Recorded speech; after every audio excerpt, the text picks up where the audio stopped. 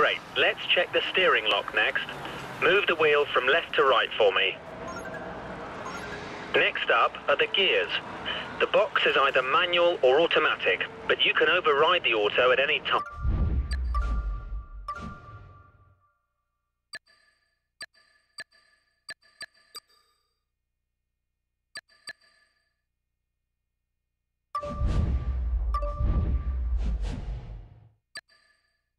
By using the gear up and down controls. Pull the right paddle to go up a gear and the left paddle to come down. Okay, everything looks good. We're going to do a simple straight line aero run first. Let me know when you're ready to head out.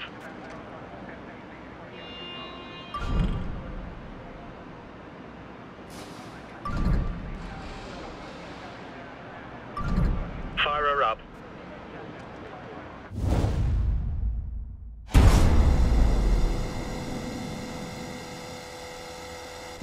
Okay, before we start, I want to let you know that you can change the camera position by pressing the Change Camera button. Try cycling through them until you find the one you like. If you want to change your camera or assists, you can do it from the Pause menu whenever you want.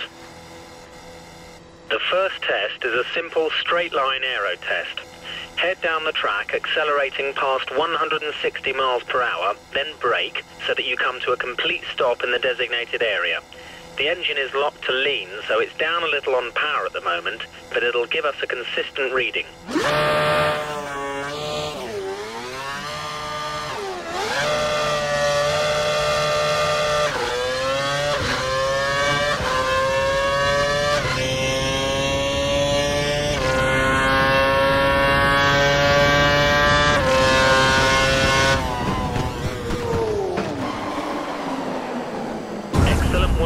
We got some good data, and you're on the brakes at just the right time.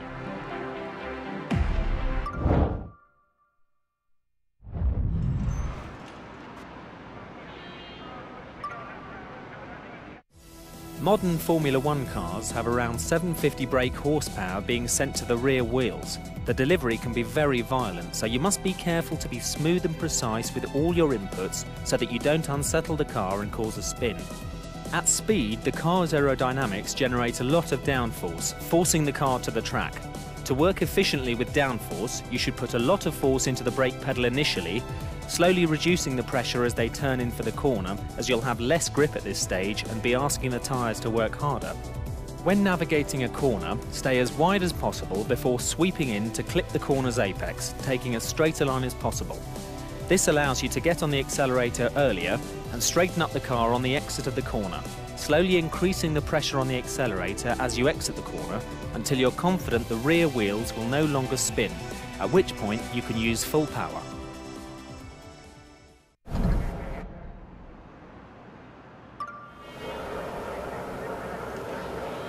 Go.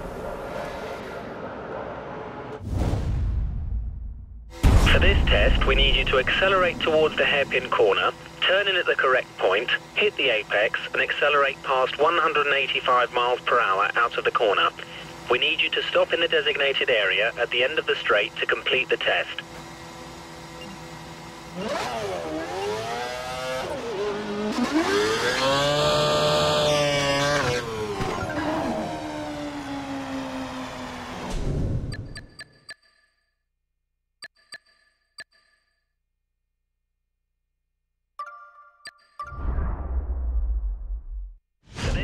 We need you to accelerate towards the hairpin corner, turn in at the correct point, hit the apex, and accelerate past 185 miles per hour out of the corner.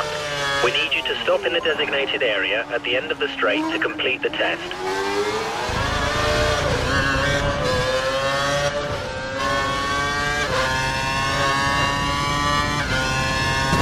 Looks like a tyre blowout. Use the controls to rewind time.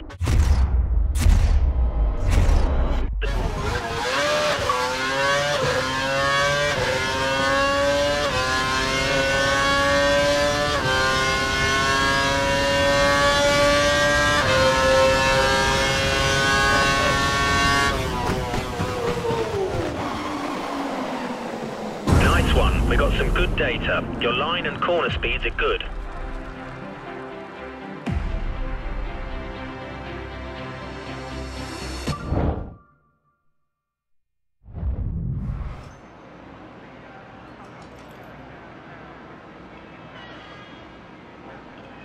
Engine. Okay, time to try stringing together a couple of corners. Turn in so you hit the corner's apex and get on the gas early as you exit.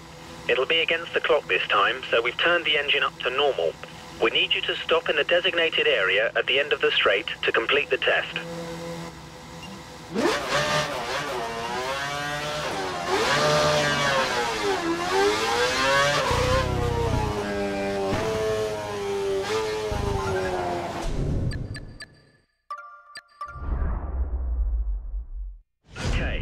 Time to try stringing together a couple of corners.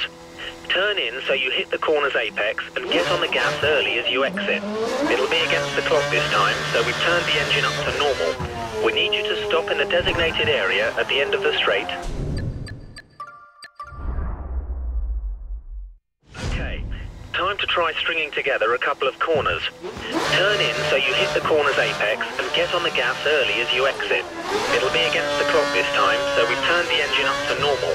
We need you to stop in the designated area at the end of the straight to complete the test.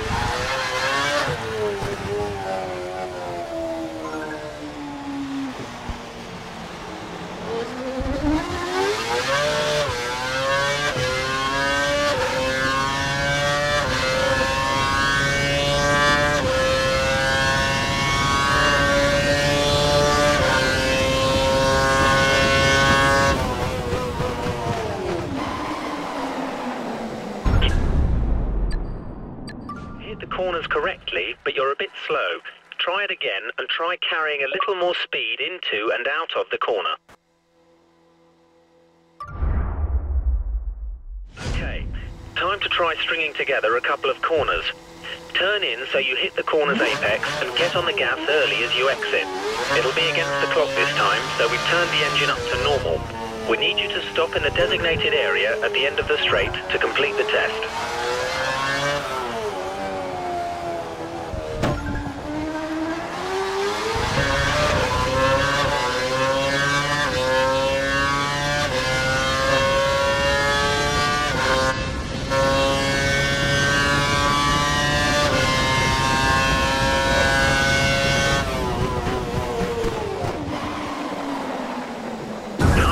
We got some good data. Your line and corner speeds are good.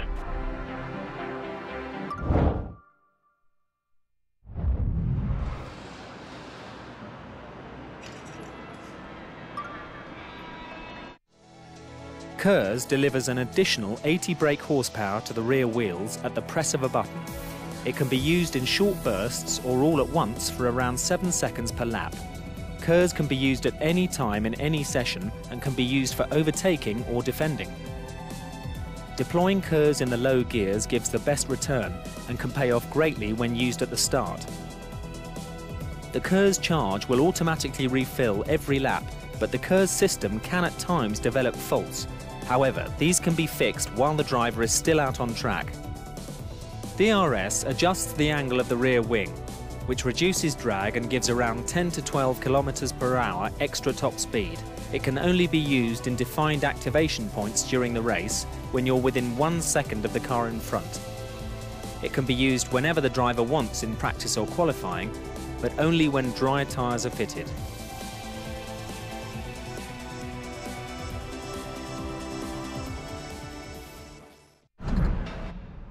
And that's the end of day one of the Young Drivers Test here at Abu Dhabi. Join us tomorrow for day 2. Good morning.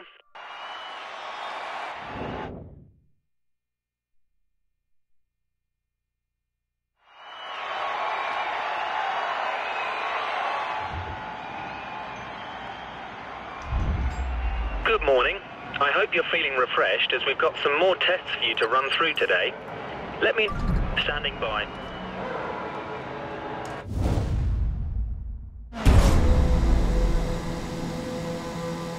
Okay, before we start, I want you to perform a quick systems check for KERS and DRS. Press and hold the KERS button for me, please. Great. Now try activating the DRS. Press it once to open it and a second time to close it. Alternatively, you can press the brake to close it. Okay, you've got a car ahead of you who looks to be practicing their race start. I want you to use both your KERS and DRS to try and overtake them before you cross the finish line up ahead. Whatever you do, don't collide with them. Good luck.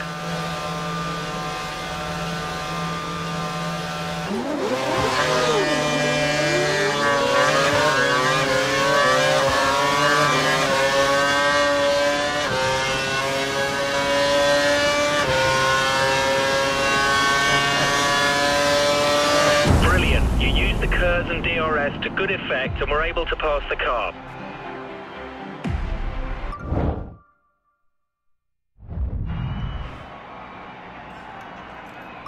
Set. Okay, you've got 3 cars ahead of you. Use your KERS and DRS to get to the finish line after the chicane, ahead of all of them. Don't make contact with any of them, however. We want clean passes.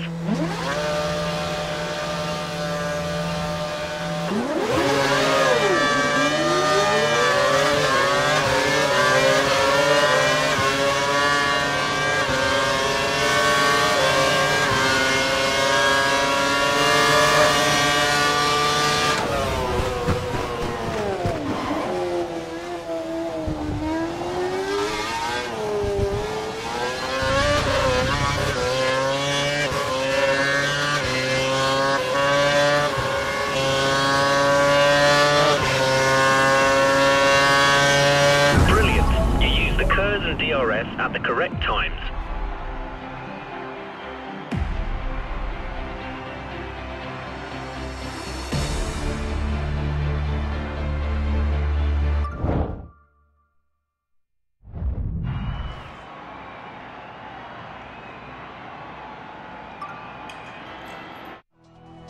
There are 4 tyre types available during a race weekend: primes, options, intermediates and wets. Prime tyres will last the longest but have less overall grip than the option tyres. However, the increased grip from the options means they wear out faster. Intermediates are best used when the track is damp, and wets should only be used in heavy rain. The best drivers don't take too much life out of their tyres. This allows them to have more race strategies open to them, as well as allowing them to run tyres with more grip for longer. The best way to avoid excessive tyre wear is by being smooth with your throttle, brake and steering inputs and avoiding sliding the car out of corners and causing wheel spin, which will destroy tyre life.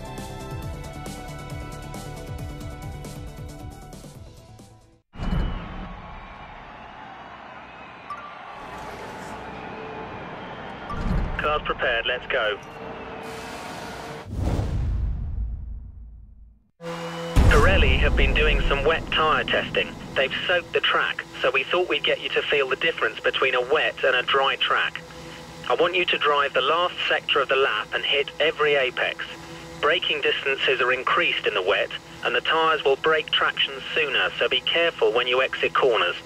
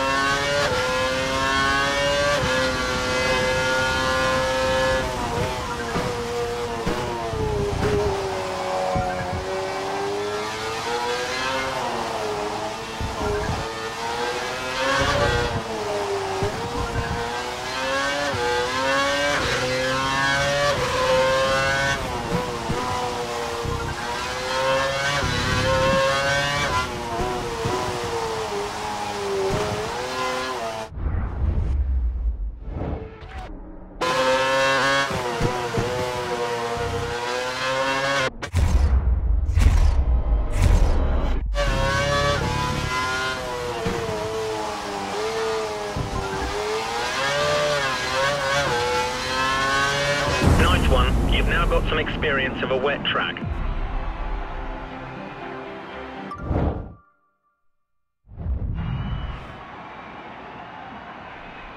All set. Okay, it's been a great couple of days. The final thing we want you to do is experience a race start and perform the first lap. When the lights go out, pull away and drive the lap using all the techniques you've learned so far.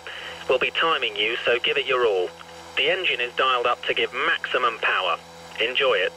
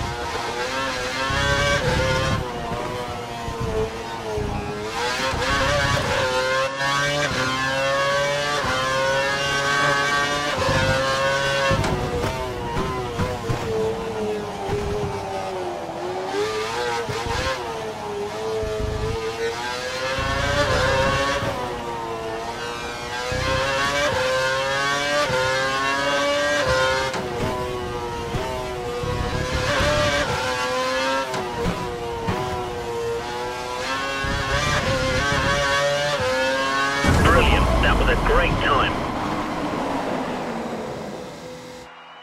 And that's the end of day 2 of the Young Drivers Test. Next time we see you, it'll be on the grid for the start of the new Formula One season. Until